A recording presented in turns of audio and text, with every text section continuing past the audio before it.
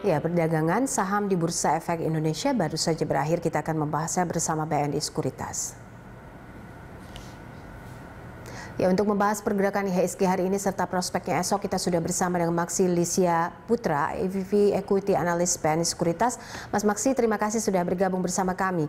Kita lihat bahwa akhir ini awal pekan IHSG ternyata mengalami pelemahan.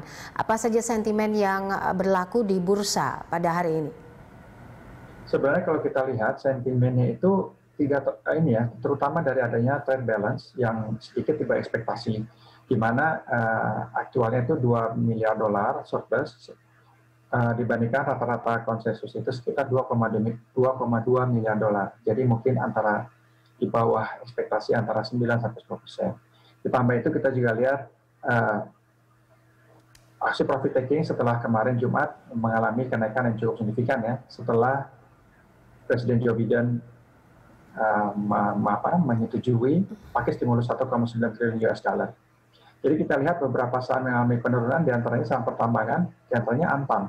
Padahal Antam justru melaporkan kinerja yang sangat bagus sampai dengan tahun 2020, di mana laba bersihnya melebihi 1 triliun dibandingkan tahun 2019 yang sekitar 193 miliar. Namun di sisi lain, karena meskipun melaporkan kinerja yang sangat bagus tersebut, nampaknya investor ini melakukan aksi profit taking setelah kenaikan cukup signifikan pada minggu lalu. Begitu, Mbak Popi.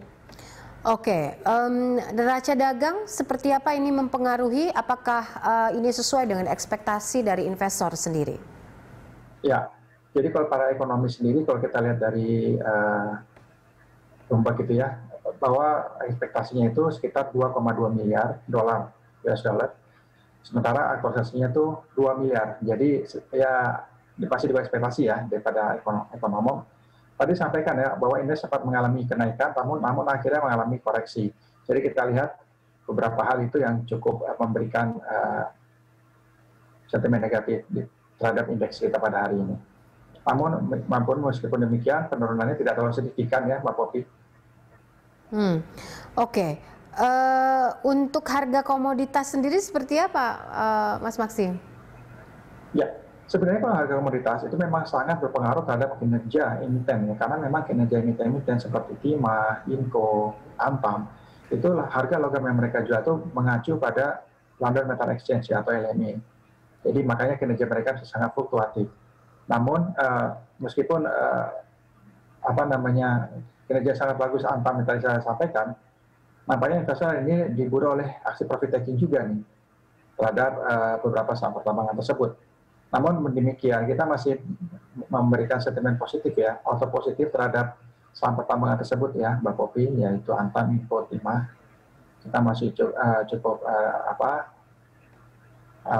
auto positif, dan memang kalau memang hari ini mengalami koreksi, ini merupakan satu tempat bagi investor untuk melakukan akumulasi beli kembali ya, saham-saham pertambangan tersebut.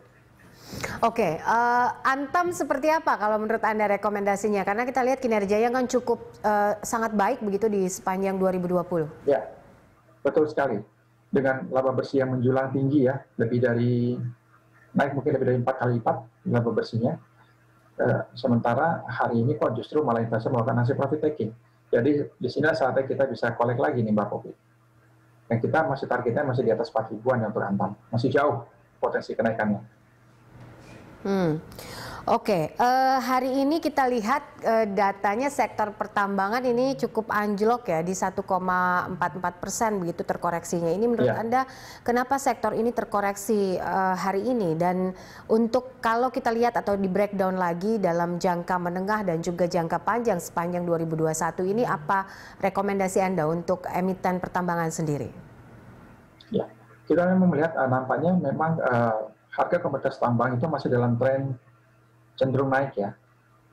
Bahkan tahun 2020 mengalami kenaikan yang signifikan.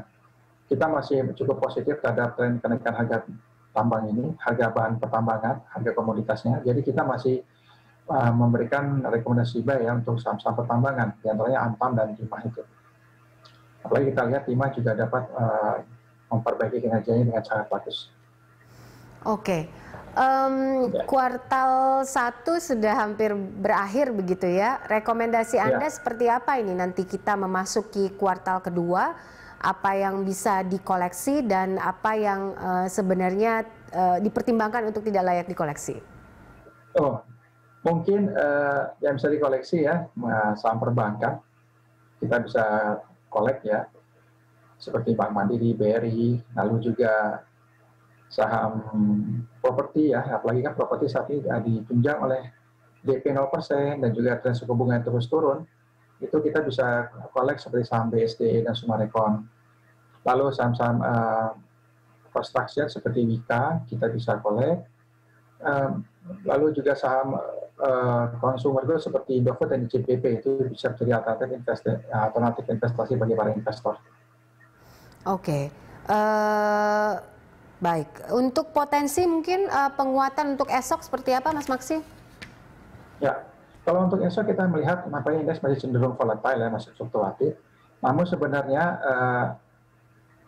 yang juga cukup pasti membayangi kita nih, Mbak Popi dari dulu ya, pergerakan kasus COVID.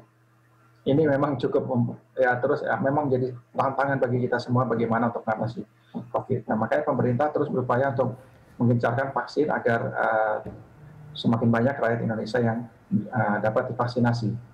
Jadi kita lihat untuk besok nampaknya indeks cenderung fluktuatif dan bisa terjadi kenaikan lagi, meskipun mungkin kenaikannya tidak terlalu signifikan.